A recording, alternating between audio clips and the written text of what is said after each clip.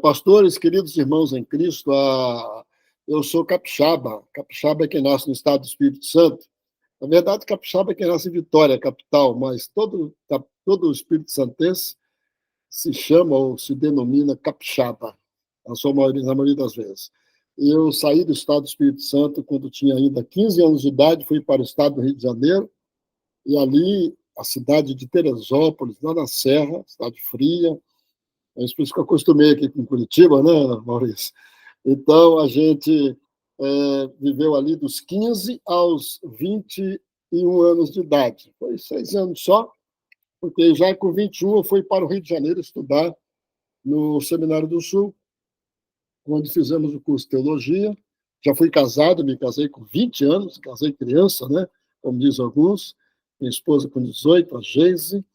Temos 3 filhos, 2 filhos e uma filha, todos casados, já tenho 5 netos. E então a gente tem a alegria de ter neto hoje com 21 anos de idade e um outro que ainda vai fazer 2 anos de idade. Então tem quase todas as idades, temos netos, são 5 apenas, mas que se espalharam pelo tempo do nascimento.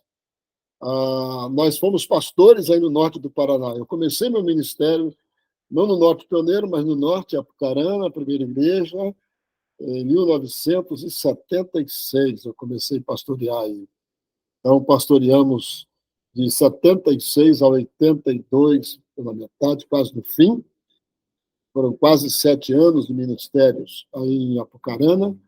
Daí vimos para Paranaguá, ficamos aqui um pequeno tempo, 2 anos e pouco, e Deus nos convocou para trabalhar no Rio de Janeiro, na igreja de onde eu tinha saído como seminarista.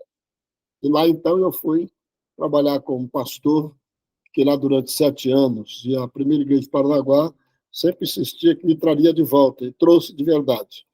Só que eu fiquei pouco tempo. De novo, eu enganei os irmãos da primeira igreja de Paranaguá. Fiquei muito pouco tempo lá, 2 anos e pouco também, foram 2 ministérios curtinhos, quando Deus, então, me convocou para ser o diretor da Convenção Batista Paranaense, isso em 1994. Muitos de vocês não tinham nem nascido, né? Com certeza. Mas, então, eu comecei, eu sou pastor há mais de 46 anos, quase 47 agora, no mês de maio, completando, e Paranaguá foi um período curto. Nós, na convenção, ficamos durante 28 anos como diretor-geral da convenção. Foi um período muito bom na vida da gente. O Estado cresceu muito, muitas igrejas novas, muitos batistas, né, se agregaram às igrejas. Inclusive, aí em Cambará, né, tivemos o início do trabalho, o desenvolvimento, e hoje nós temos a alegria de ter o pastor José de Veloso. Um pouquinho da minha história, né? Eu tive o privilégio de escrever 7 livros, isso. Dos 7, 5 são sobre a parábola do filho pródigo, né? Livros sobre a parábola. Deus me tem concedido o privilégio e tem me abençoado com muitas mensagens na parábola do filho perdido, filho pródigo, capítulo 15 de Lucas, né? A partir do verso 11. E hoje à noite eu vou trazer uma palavra na parábola do filho pródigo, podia deixar de ser, né? E estou agora preparando a 81ª mensagem na parábola do filho pródigo. Pastor Josélio, são 81 mensagens já. Então, é uma fartura, e todas diferentes, porque Deus tem mensagens diferentes e que abrangem todas as facetas da nossa vida. E desses livros, quase todos esgotados, apenas o último livro que editei, que é um livro sobre gestão, não é, no filho pródigo, que ainda temos algumas unidades para vender. Esse ano, se Deus quiser, vamos começar um curso de liderança para as igrejas, já está pronto, baseado em Jericó. Jericó, do Rio ao Muro, uma odisseia pela liderança. Então, vamos usar os princípios que Deus estabeleceu para liderar um povo, para ser uma pessoa que seja útil na mão dele, tanto para atravessar o rio, como para derrubar o muro de Jericó. Foram estratégias diferentes que Deus colocou para a gente. E então a gente quer compartilhar com as igrejas, estamos à disposição dos irmãos aí também em Cambará, se algum dia pastores do Norte Pioneiro quiserem juntar algumas igrejas, tiverem coragem de me levar, eu vou falar para a liderança sobre Jericó. Tá bom, pastor? Estou me apresentando assim, dizendo que hoje, aposentado ou jubilado, como diz alguns, né, não estou mais pastoreando e nem tampouco dirigindo a convenção, então eu tenho me dedicado a atender convites. Agora, no início do mês, próximo domingo, sem ser o último, agora no dia 7 de abril, estarei na igreja do pastor Siaca, aí, pertinho dos irmãos, em Biporã, pregando nos 25 anos de ministério do pastor Siaca, ou 20 anos, uma coisa assim, na igreja. Então, será uma oportunidade de ver algum dos irmãos aí por perto aí. Essa é a minha palavra introdutória, e eu pretendo ler um texto bíblico, é o Lucas capítulo 15, e não sei se alguém queria fazer alguma pergunta antes para mim, pastor, antes de eu ler o texto. Olha, imagino que não. Acho que o senhor pode Posso continuar? continuar. Ok, então. Então, vamos ler o texto bíblico de Lucas, capítulo 15, para a nossa meditação, para o nosso crescimento espiritual. E esse texto, ele é um texto muito interessante. Como eu disse há pouco, ele trata de uma história que Jesus contou. As parábolas, né, cientificamente, parábola é uma volta, né? Você fazer uma meia volta não, uma meia circunferência. Você, em vez de contar uma coisa muito rápido, você faz uma parábola, você vai entrando com detalhes e minuciando mais as coisas. E Jesus usava muito parábolas para ensinar aquilo que ele queria que as pessoas aprendessem. E hoje nós vamos ver esta parábola, a parábola do filho perdido, assim chamado de filho pródigo, onde nós encontramos ensinamentos especiais e lindos para as nossas vidas.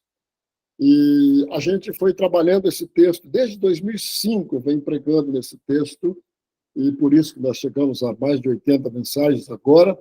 E nesse texto, a gente, cada vez que abre a parábola, a gente percebe algo que Jesus colocou ali, que dá para tirar ensinamento para a nossa vida também. Quando eu prego no Filho Pródigo, eu sempre faço questão de dizer que a parábola tem uma mensagem central, a mensagem, nós sempre dizemos, a mensagem do amor de Deus, mas a mensagem vai além da mensagem do amor de Deus. A mensagem que Jesus quis passar com essa história é que ele percebeu um mau entendimento das pessoas da época dele quanto ao ministério dele, quanto à vontade de Deus para as nossas vidas. E ele estava sendo confrontado, criticado, porque ele pregava o perdão de Deus, o amor de Deus pelos perdidos. Ele veio buscar os pecadores e não os bons, não é mesmo? Ele mesmo disse isso: eu vim buscar os que estavam perdidos, eu vim buscar os pecadores, os bons não precisam de médicos, os bons não precisam de salvação aos seus olhos. Então, Jesus veio clareando a nossa mente, né, com essas parábolas. E a parábola do filho pródigo, ela tem uma essência muito linda. Quando eu olho toda a história, eu resumo a história em uma frase: o que Deus quer de nós não é uma vida religiosa. O que Deus quer de nós é intimidade com Ele. Então, Jesus estava sendo confrontado pelos líderes religiosos que pregavam a religiosidade, mas que não tinham intimidade com o Pai, com Deus. Então, ele veio nos mostrar que, muito mais do que vida religiosa, ele quer intimidade com Ele. O nosso Deus quer intimidade com Ele. Então, vamos ler aqui o texto. O texto é um pouquinho longo, mas eu preciso ler, porque eu acredito que deve ter pessoas assistindo também que não conhecem a história do filho pródigo, não é isso, pastor? Então, não são todos crentes que já leram a história. Então, pessoas que não têm acesso à história na Bíblia também terão agora, através da leitura que eu vou fazer, do texto do Evangelho de Lucas, capítulo 15, versos 12 a 23. Ok? Eu vou ler na linguagem de hoje, que diz assim: Jesus disse ainda, o homem tinha 2 filhos. Certo dia, o mais moço disse ao pai: Pai, quero que o Senhor me dê agora a minha parte da herança. E o pai repartiu os bens entre os 2. Poucos dias depois, o filho mais moço ajuntou tudo que era seu e partiu para um país que ficava muito longe. Ali viveu uma vida cheia de pecado e desperdiçou tudo que tinha. O rapaz havia gastado tudo quando houve uma grande fome naquele país. e ele começou a passar necessidade. Então procurou um dos moradores daquela terra e pediu ajuda. Este o mandou para a sua fazenda a fim de tratar dos porcos. Ali, com fome, ele tinha vontade de comer o que os porcos comiam, mas ninguém lhe dava nada. Caído em si, ele pensou: quantos trabalhadores do meu pai têm comida de sobra?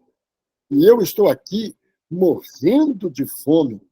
Vou voltar para a casa do meu pai e dizer: Pai, pequei contra ti perante o céu, e não mereço mais ser chamado de seu filho. Me aceite como um dos seus trabalhadores. Então saiu dali e voltou para a casa do pai. Quando o rapaz ainda estava longe de casa, o pai o avistou, e com muita pena do filho correu e o abraçou e beijou. E o filho disse: Pai, pequei contra ti perante o céu, e não mereço mais ser chamado de seu filho. Mas o pai ordenou aos empregados: depressa, tragam a melhor roupa e vistam nele. Ponham um anel no dedo dele e sandália nos seus pés. Também tragam e matem o bezerro gordo. Vamos começar a festejar, porque este meu filho estava morto e viveu de novo. Estava perdido e foi achado. É muito interessante, meus queridos, olhar esta parábola desse ponto de vista assim bem específico das lições que Deus tem para dar para cada um de nós. Depois de trabalhar muito, estudar muito essa história, eu comecei então a pegar pedaço por pedaço da história e ver por que Jesus colocou tantos detalhes nesta parábola. E você vai encontrar ali na parábola detalhes como bezerro, como cabrito, né, na história. Você vai encontrar vestido, anel, você vai encontrar sandália, você vai encontrar a casa, vai encontrar o país distante, vai encontrar a herança, vai encontrar muitos detalhes dentro de uma história para, na síntese dela, dizer para nós: eu quero que vocês vivam uma vida de intimidade comigo e não apenas uma vida religiosa. Guarda isso no seu coração. Se você esquecer tudo que eu falar nesta noite, não esqueça isso, que Deus não quer religião, Deus quer intimidade com Ele. Amém, irmãos? É isso que eu gostaria que você guardasse nesta noite, tá, querido? Então, nós vamos começar percebendo aqui que quando Jesus construiu essa história, para explicar a minha e a sua história, a nossa história, ele deixou claro que tudo que pensamos e que decidimos na vida, o céu está sabendo. Eu percebi isso ultimamente, agora nos últimos meses, quando, lendo mais uma vez a parábola, eu achei essa expressão: pequei contra ti perante o céu. Aí eu disse: por que o filho fez esta confissão? Em outras versões diz: contra Deus perante ti. Mas a versão mais utilizada é contra ti ou contra Deus, que Deus ali, o Pai ali, ele representa o próprio Deus. Então, contra Deus e perante os céus. Ou seja, nós vamos aqui ver, através da Bíblia, que o céu acompanha as nossas vidas. O céu acompanha a sua e a minha vida. Aí nós vamos ver que a confissão que ele põe nos lábios do filho perdido vem expressar justamente essa verdade diante do céu. Então, vejo aqui, primeiramente, uma duplicidade, ou seja, contra Deus e perante o céu. Então, Deus é quem é ofendido pelos nossos pecados. Pequei contra Deus, mas o céu acompanha as nossas vidas. Por que eu afirmo isso com tanta convicção? Porque a Bíblia diz que nós somos a coroa da criação. A Bíblia diz que tudo foi preparado por causa de nós. Somos muito importantes para Deus, você, eu, cada um de nós. A humanidade toda é importante para Deus. Você lembra daquela música que cantavam, não sei se ainda cantam, você tem valor, você é importante, né? Então, você tem valor. Então, justamente essa música, ela tenta dizer que nós temos valor para Deus, porque a própria palavra de Deus, veja só, eu não estou inventando algo que eu acho, não. A palavra de Deus diz que nós somos chamados de a coroa da criação. Aí nós vamos entender algumas coisas a partir de agora, porque que o filho pródigo, quando se referiu ao pecado dele, ele teve também a compreensão de que não era só contra Deus, mas era diante de toda a eternidade, diante de todo o universo, diante de todo o céu, diante de todos os anjos. Então, nossos pecados, eles têm uma proporção muito grande quando nós pecamos contra Deus. Por isso que exige um arrependimento e volta para casa. Então, vamos começar pensando assim.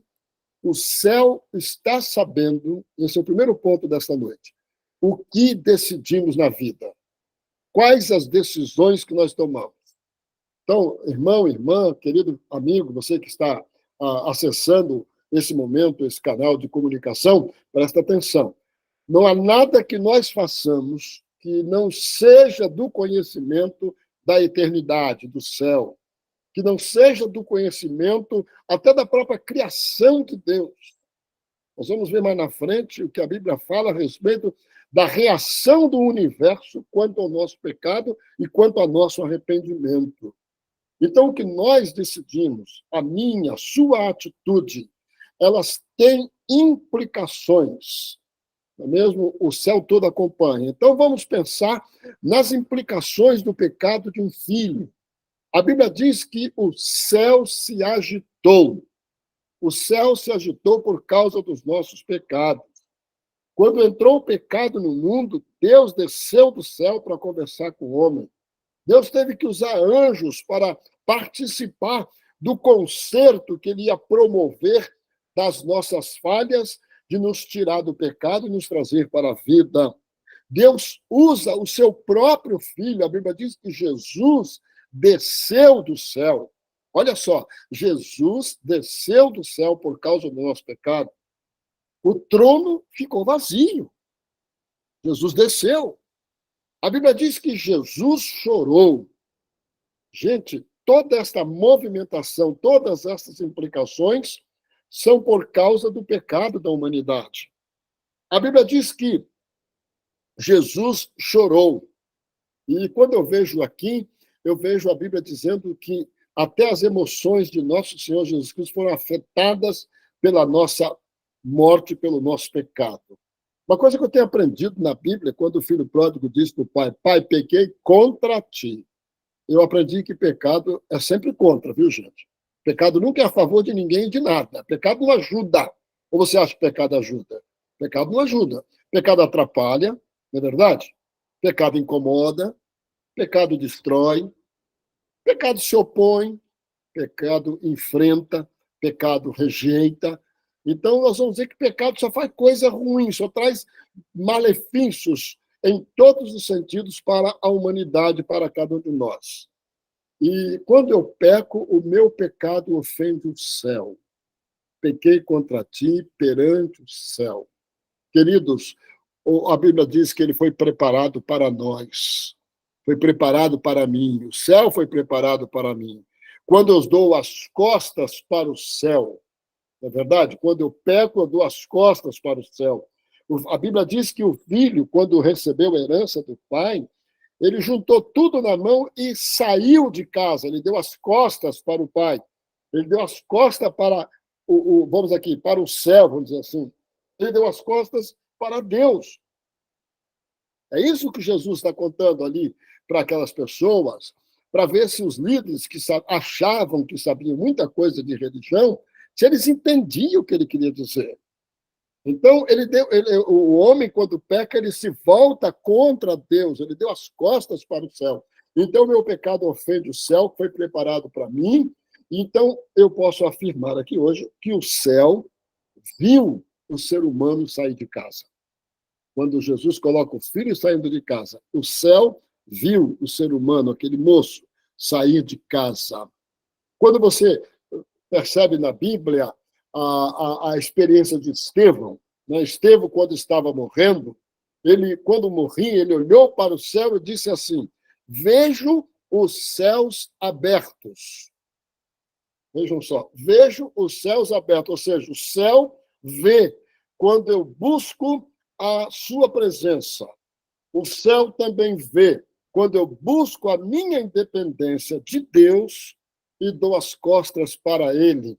Quando diz ali a Bíblia na parábola, ajuntou tudo e partiu para um país que ficava longe. Está percebendo? Está entendendo o que eu quero dizer? Então, esse perante o céu é muito importante na história e na teologia bíblica. O céu, diz aqui a Bíblia, testemunhou o meu pecado.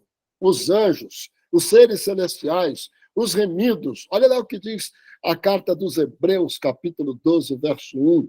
Portanto, também nós, uma vez que estamos rodeados por tão grande nuvem de testemunhas, livremo-nos de tudo que nos atrapalha e do pecado que nos envolve e corramos com perseverança a corrida que nos é proposta. Vocês perceberam? Há uma grande nuvem de testemunhas, né, acompanhando a minha e a sua vida. Em momento algum, meus queridos, nós estamos sozinhos. Em momento algum. Além de Deus que nos ama, que nos acompanha, que nos cuida, que nos livra e que produz livramentos nas nossas vidas diariamente, nós temos toda essa gama de gente, essa pleiade de gente, esse monte de gente aí, e das testemunhas que são chamadas na Bíblia, né, os mártires do Evangelho, e eu diria mais ainda os anjos do Senhor, que estão acompanhando cada um de nós. Mas vamos mais além, gente, vamos mais além. O universo foi influenciado pelo pecado.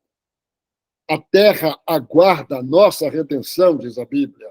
A terra olha com expectativa quando uma pessoa se converte.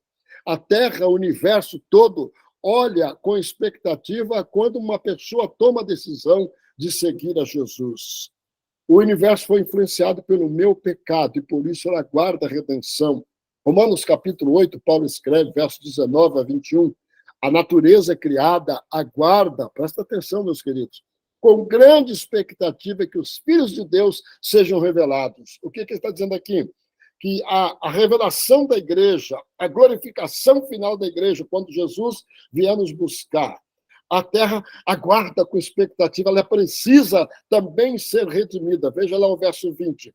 Pois ela foi submetida à inutilidade, não pela sua própria escolha, mas por causa da vontade daquele que a sujeitou, na esperança de que a própria natureza criada será libertada da escravidão, da decadência em que se encontra, recebendo gloriosa liberdade, a gloriosa liberdade dos filhos de Deus. Perceberam como isso é lindo? Por isso que eu posso dizer que o céu está sabendo. O céu acompanha, o céu aguarda, o universo todo, os anjos de Deus, toda a eternidade, ela aguarda com expectativa a nossa redenção final, que é a glorificação do povo de Deus. A nossa história, em segundo lugar, eu gostaria de dizer que o céu está sabendo também que a nossa história começa e termina com ele. Vou repetir. O céu está sabendo que a minha história, que a sua história, começa e termina com ele, ou seja, tudo que fazemos está diante de Deus e do céu. Tudo que fazemos está diante de Deus e do céu. Quando eu pastoreava Apucarana, eu lembro de uma história que eu aprendi e contei naquela igreja, aí perto de vocês. Não está tão pertinho, né? Apucarana de Cambará, mas é na região norte do estado. Eu me lembro que eu li uma história muito interessante e contei para a igreja. Um pai e um filho estavam passando no meio do milharal. Aí tem milho, né? Bastante milho na região. Eles estavam passando no meio do milharal. E o pai viu tanto milho assim, e o filho com ele, o filho um menino pequeno, ele resolveu pegar umas espigas de milho para levar para casa e fazer lá uma pamonha, não sei o que ele ia fazer. E ele, então, falou assim, bom, o milho não era dele, ele estava passando, aquela estrada passava no meio do milharal, tinha bico dos dois lados. Ele, então, achou, bom, o dono do milho não vai se incomodar de eu pegar aqui uma dúzia de milho, espigas de milho aqui e levar para fazer uma pamonha lá em casa. E ele, então, entrou no milharal, mas antes de entrar, ele falou, filho, você fica aqui no meio da estrada, tá, filho? E você fica aqui observando para lá e para cá, para um lado e para o outro. Se vier alguém, você começa a assoviar, que aí eu sei que vem alguém, eu saio carregando nada. Tá bom, pai. Aí o pai entrou, começou quebrando as espigas de milho. E foi quebrando uma, quebrando duas. Daí um pouquinho o filho começou lá fora, assoviando lá, e o pai então ficou assustado, saiu lá de dentro, se limpou e veio. Aí olhou para o lado da estrada, não viu ninguém, falou, ô filho, Por que você assoviou? Aí eu disse, pai, eu olhei para lá, não via ninguém. Ninguém estava vendo a gente. Olhei para lá, não vi ninguém que estava vendo a gente. Mas aí eu olhei para cima, eu lembrei que Deus estava vendo a gente, pai. Então eu comecei a assoviar para o Senhor. É verdade, irmãos. O céu está sempre olhando a nós também. Então, Deus estava vendo. Deus viu quando o filho saiu de casa. Os anjos viram quando o filho saiu de casa. Todo o universo acompanhou a nossa saída de casa quando nós desobedecemos a Deus e pecamos contra ele. Em cada atitude contrária, em cada momento de rejeição do convite para a volta, estamos confrontando o céu. A atitude de desprezo do homem, ela é acompanhada pelo céu. Quando você vê uma pessoa rejeitando a Deus, não pense que ela está sozinha, isolada. Não, ela está sendo vista pelo céu. Ela está confrontando, ou seja, ela está contra Deus e contra os céus. Pequei contra ti perante os céus, ou contra os céus também. Por isso, meus queridos, a palavra de Deus nos ensina que a minha história, a sua história, começa e termina com ele, com o céu, tá bom? Então, veja lá, a eternidade, nós vamos ver a eternidade sendo ofendida pelo pecado do homem, a criação sendo ofendida. Então, nós vamos perceber alguns termos como criação, crucificação, juízo final, salvação eterna e perdição eterna. Tudo tem a ver com o céu. E tudo tem a ver conosco. É do céu que vem a sentença de morte por causa do pecado. Lembram disso? Foi Deus quem disse, certamente morrerás. Mas é do céu também que vem a promessa da vida eterna. João 6, 51. Jesus disse, eu sou o pão vivo que desceu do céu. Se alguém comer deste pão, viverá para sempre. Este pão é a minha carne, que eu darei pela vida do mundo. Vocês estão entendendo também? Então, quer dizer, tanto a morte, o decreto de morte por causa do pecado veio do céu, como também o decreto de vida veio do céu. Jesus, o pão vivo que desceu do céu para morrer na cruz pelos nossos pecados. Amanhã o pessoal vai celebrar isso aí, né? Vai comemorar, dizer assim, essa semana, depois domingo, a ressurreição de Cristo, porque é um marco na nossa história. Jesus morreu pelo meu e pelo seu pecado. E nós precisamos crer nele, não podemos dar as costas para ele, devemos viver com ele na casa do Pai. Então, a Bíblia diz que tudo em nós tem a ver com o céu, tudo em nós. Nossa história começa e termina, tudo tem a ver com o céu. Precisamos compreender, então, a magnitude, a repercussão do que é nós nos afastarmos de Deus. Não muito tempo depois, diz a Bíblia, o filho mais moço reuniu tudo o que tinha e foi para uma região distante. Quando eu reprovo a palavra de Deus e nego sua existência na minha vida, eu confronto os céus. Eles manifestam a glória de Deus. Eles manifestam a glória de Deus nos atos de obediência seguidos, ou seguindo, digo, a rota estabelecida e controlada por ele. Então, quando o céu, o universo todo, funciona muito bem, toda essa engrenagem aí, é para a gente entender que eles estão funcionando bem porque eles estão obedecendo a Deus. E quando nós nos rebelamos contra Deus, nós estamos manifestando a nossa reprovação a tudo que Deus fez, inclusive a seu universo.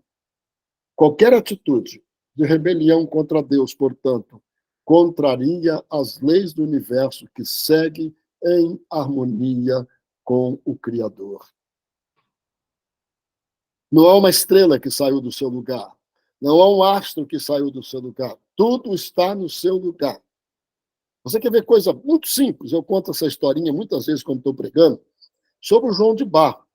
O João de Barro, vocês devem conhecer o João de Barro. Quem conhece o João de Barro aí?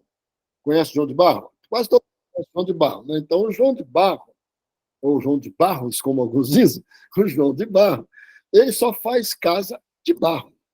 Se chegar para ele dizer João de Barro, barro já era, meu filho, agora tem cimento, argamassa, né? Quartzolite, não sei o que lá, tem isso, tem aquilo. Ô, João de Barro, agora tem polipropileno, agora tem vidro, tem isso, tem aquilo.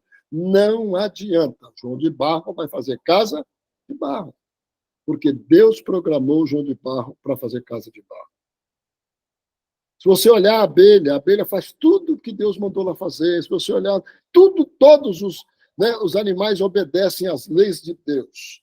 O único animal que chama-se de animal racional, que é o homem, foi o único que saiu da vontade de Deus. E por isso, então, o céu está sabendo que nós estamos fora do lugar até o momento em que nós voltemos para casa e aceitemos Jesus como nosso Salvador e Senhor e nos reconciliemos com Ele. As pessoas estão tentando hoje, nós vemos no mundo onde se questiona muito Deus, né, pastores? Irmãos, se questiona muito Deus, se relativiza Deus, se relativiza a moral, se relativiza o comportamento humano, se relativiza tudo. Nada é verdadeiro, nada é a última palavra. E até Deus, às vezes, é questionado, né? Nós percebemos isso aí muitas das vezes. E é interessante que como nós encontramos muitos ateus, né, que vivem, ou pessoas que se dizem ateias, vamos dizer assim, ou ateus, né, pessoas que se dizem ateus, eles dizem não acreditar em Deus.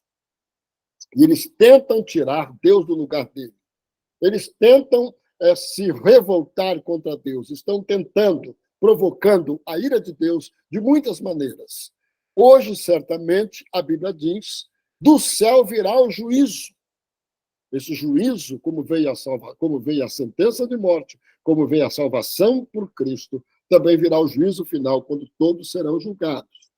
Não existe nada mais terrível nesse mundo, gente, do que se opor a Deus. Sabia disso? Eu vou contar mais uma história. Dá tempo, né, pastor? Vou contar mais uma história para vocês. Essa história talvez seja conhecida por algum... Mais umas 10 histórias. Vai dar umas 10 histórias. Então, vamos lá. Uma das histórias interessantes é de um homem que se dizia ateu, e ele questionava os cristãos. E um dia um cristão falando com ele sobre o juízo final, que Jesus vem e que todo mundo vai ressuscitar e que na ressurreição seremos julgados, vivos e mortos, todos serão julgados. Ele disse, eu não creio nesses negócios. Eu não creio nisso e eu vou mostrar para vocês que esse negócio de ressurreição é balela dos crentes. Como ressuscitar? Como é? Morre e acaba tudo. Não tem esse negócio de ressuscitar, não, dizia o ateu. Então, aquele ateu, um dia, muito conhecido na cidade, resolveu desafiar Deus. E ele falou, ainda em vida, disse assim, antes de eu morrer, eu vou construir um túmulo, e meu túmulo vai ser muito forte, para mostrar para esses crentes que não tem ninguém que vai quebrar meu túmulo no dia da ressurreição para eu poder sair ressuscitado. Então, não terá ressurreição, sim. Não, de jeito nenhum. Eu vou fazer um túmulo. Ele mandou fazer um túmulo com paredes imensas de grossas, e que todo mundo que olhava aquele cimento, aquele concreto armado, ele dizia, isso aqui realmente é difícil de quebrar. E mandou construir aquele túmulo grande, fechou, tampou ali, e disse, quando eu morrer, vocês me enterram aqui dentro. E fechem bem. E um dia, realmente, o ateu morreu. E toda a cidade sabia daquele ateu, aquela vila pequena sabia do ateu, e foram ao enterro do ateu. E aquele túmulo imenso, aquelas paredes grossas, ele foi lacrado, fechado e cimentado de um jeito que dizia assim, isso aqui não quebra, não tem como quebrar. Tinha muitos túmulos lá pequenos quebrados, mas aquele não ia quebrar. E passado alguns tempos, veio um ventinho. Presta atenção, um ventinho. E aquele ventinho derrubou uma sementinha de uma árvore. E aquela sementinha caiu bem assim na fresta, pertinho do túmulo. Bem ali na beirinha da parede grossa. E aquela sementinha brotou uma arvorezinha. E aquela arvorezinha foi crescendo, foi crescendo, foi crescendo, foi se tornando uma árvore frondosa. E, de repente, aquela árvore começou a jogar suas raízes por baixo do túmulo, e foi jogando, até que um dia as raízes da árvore racharam aquele túmulo e ele abriu e expôs, né, os restos mortais daquele homem. E a cidade inteira percebeu que contra Deus ninguém pode se levantar. E os crentes, então, afirmaram. Ele dizia que ninguém ia arrebentar o túmulo, fazer o túmulo se abrir. E uma semente de uma árvore fez uma árvore crescer. E depois de algum tempo, aquela árvore, tendo crescido, arrebentou aquele túmulo. Meus queridos, contra Deus e diante do céu, o universo e os seres humanos assistem à nossa atitude, ou às nossas atitudes, de quando nós nos afastamos de Deus. Eu estou querendo dizer para vocês nesta noite que o céu está sabendo significa que ele faz parte da minha e da sua vida, do começo ao fim. Tanto no nosso nascimento, quanto no pecado cometido pela humanidade, quanto na redenção da humanidade. E por isso que a Bíblia diz que a terra aguarda, ela espera a nossa redenção. Percebem? Então, por isso que aquele moço disse para o pai: Pai, pequei contra ti e perante o céu. Percebeu? Para terminar, então, a palavra, né, a palavra bíblica, o céu está sabendo, por isso aguarda nossa reconciliação e volta. Em outras palavras, eu quero dizer para nós, nesta noite, que o céu nos acompanha. Ele nos acompanha. Veja lá, as providências celestiais para que eu e você pudéssemos reconciliar, ou seja, voltar para Deus, sermos salvos, viver com Ele, ter a felicidade, a alegria, a festa da celebração da graça de Deus sobre nós. Quando é que isso pode acontecer? Aí nós vamos começar vendo as providências de Deus. As providências de Deus. Olha lá. Jesus desceu do céu. Você crê nisso? Diga amém. O céu se agitou naquele dia, lembra disso? Quando Jesus desceu do céu? Até uma estrela mudou a sua rota para dizer aonde é que Jesus estava. Por que eu estou dizendo que o universo acompanha tudo isso? Deus usou de uma estrela para dizer onde estava Jesus. Foi a única vez que eu vejo um coro de anjos descendo na terra para cantar. Um coro de anjos. Olha o céu se manifestando. Os anjos desceram para cantar para os pastores. Foi a única vez que aconteceu desse coral estar cantando aqui na terra. A morte na cruz, a expiação do céu, a expiação dos nossos pecados. Não é mesmo ali, quando nós vemos em Mateus 27, 45, a Bíblia dizendo que houve trevas sobre toda a terra, do meio-dia às 3 horas da tarde. Mais uma vez, o céu e toda a natureza bradaram com um grande terremoto, o céu escureceu. O céu acompanhou a morte de Jesus, todo o ministério de Jesus. O céu acompanhou a manifestação do amor de Deus por mim e por você. A Bíblia diz que o Espírito Santo veio do céu. Olha lá, vem do céu. E trabalha intensamente para convencer os filhos a voltar e confessar os seus pecados. A Bíblia diz que o Espírito Santo de Deus intercede por nós com gemidos inexprimíveis. No momento que decido voltar para o Pai, eu então aprendo que o Espírito Santo de Deus é quem está trabalhando no meu coração. Meu coração.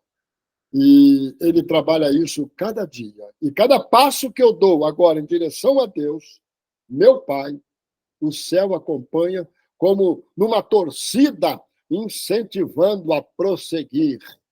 Então, hoje, nesse momento, quando nós estamos aqui nesta live, nesse momento de compartilhamento da palavra de Deus, eu posso afirmar que existe uma movimentação no céu em nosso favor.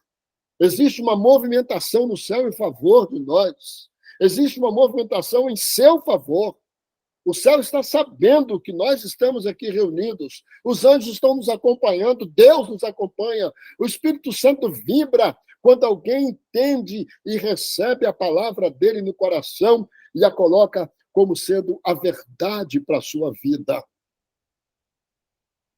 A Bíblia diz que o céu, ele celebra e celebra com alegria. Vocês viram aqui na Bíblia? A alegria no céu, festa, verso 7, lá na parábola do filho pródigo. Eu digo, aliás, antes da parábola, eu digo que da mesma forma haverá mais alegria no céu por um pecador que se arrepende do que por 99 justos que não precisam se arrepender. Jesus disse na parábola da moeda perdida, na parábola da ovelha perdida, e depois no verso 11 ele começa a contar a parábola do filho perdido. E nessas duas parábolas ele repete a mesma frase. Ele vem dizendo assim: haverá muita alegria no céu por uma pessoa que se arrepende e volta. O céu faz festa. O céu celebra. A igreja, a casa do Pai, celebra. Por que o Pai manda matar o bezerro gordo e fazer uma festa? Eu costumo dizer, né, quando falo da parábola, de que ele fez um baita churrascão. Não é? Jesus não era gaúcho, não, mas gostava de um churrasco. Mandou matar o novilho gordo. Era gordo. Novilho cevado, diz o texto bíblico. Então, Deus faz festa quando uma pessoa entende que o céu está interessado na sua volta. O céu está acompanhando, o céu está sabendo o que você está fazendo. O céu está sabendo a decisão que você está tomando. Então, a palavra diz que haverá alegria no céu, alegria na terra, alegria na igreja, alegria, sobretudo, no coração da pessoa que volta. Queridos, não importa quantos decidam no mesmo tempo de voltar para a casa do Pai, você é visto individualmente. Jesus não olha a gente por atacado. Jesus olha a gente um a um. Um a um. Por isso que ele diz, por um pecador que se arrepende. Ele não diz por uma multidão que se arrepende. É por um pecador. Por uma pessoa que entrega a vida para ele e volta para casa. O céu se alegra. O céu celebra. Viu? A Bíblia diz, então, que no verso 23, tragam o novilho gordo e matem-no. Vamos fazer uma festa e alegrar-nos. Então, vamos celebrar a sua aproximação de Deus, a minha aproximação de Deus, a minha intimidade com o Pai, promove festa, promove alegria, não promove tristeza. Está entendendo? Eu estava agora há pouco, hoje, passei o dia hoje preparando algumas meditações que vou fazer para os atletas de Cristo, uma viagem que vão fazer para os Estados Unidos, e então estava hoje trabalhando justamente as bem-aventuranças. Lá nas bem-aventuranças, diz lá, bem-aventurados que choram, que eles serão consolados. Bem-aventurados aqueles que buscam a justiça, porque eles terão felicidade. Então, a felicidade não é algo que se busca, a gente deve buscar não a felicidade, mas buscar fazer a justiça, que é a vontade de Deus. A justiça digamos, no seu suprassumo, na sua essência, em toda a sua plenitude, a justiça é vontade de Deus. A vontade de Deus para nós. Então, nós estamos trabalhando essa questão no sentido de que, quando eu busco a justiça, vontade de Deus, meu coração se alegra. E aqui, quando o filho volta para casa, ele volta buscando justiça do pai. Pai, eu não mereço. Me faz um trabalhador. O grande problema da humanidade, gente, é achar que Deus quer fazer de nós trabalhadores. Deus não quer fazer de você trabalhador. Deus quer fazer de você filho. Você vai voltar para casa, você vai se assentar com ele na mesa, você vai se alegrar com ele na mesa, você vai celebrar com ele na mesa. Por isso eu quero concluir esta palavra bíblica dizendo o seguinte: o céu está sabendo, porque viu quando saímos da casa do Pai. Ele torce para que haja arrependimento e reconciliação nossa com ele. Ele aguarda a nossa volta para casa e se alegra com ela. 4 verbos: viu, torce, aguarda e se alegra. Lembre-se, pecamos perante o céu. O céu está sabendo que um dia eu e você pecamos. A decisão que tomar hoje, o céu saberá também. A decisão que você tomou, o céu já soube. E se alguém que precisa tomar uma decisão hoje ao lado de Jesus, a decisão que você tomar, saiba disso. O céu está sabendo. O céu saberá. Acompanhará. Do que você precisa se arrepender? O filho voltou para casa e disse, arrependido: Pai, pequei, estou arrependido. Do que é que nós precisamos nos arrepender? O que está no seu coração que você precisa confessar para o seu Pai, que é Deus? O céu sabe o que eu guardo no meu coração. E agora, a decisão é minha, a decisão é sua. Qual decisão as pessoas vão tomar. Qual decisão você precisa tomar na sua vida? Que Deus nos abençoe e que tenhamos sempre a consciência de que nada está oculto diante dos céus. Ele nos acompanha não para nos fiscalizar, mas nos acompanha com a expectativa de nós voltarmos à intimidade com o Pai. Lembre-se de uma coisa, estou terminando. O irmão mais velho estava em casa, mas não estava na intimidade com o Pai. Muitos vão para a igreja, mas não vão para o Pai. Muitos vão para a denominação, mas não vão para o Pai. Muitos vão para a igreja, para a igreja católica, batista, metodista, pentecostal, seja qual for, mas ir para uma igreja, para a religião, não significa que está na mesa do Pai. E Jesus veio dizer isso para nós. Eu não quero religião. Eu não quero vida religiosa.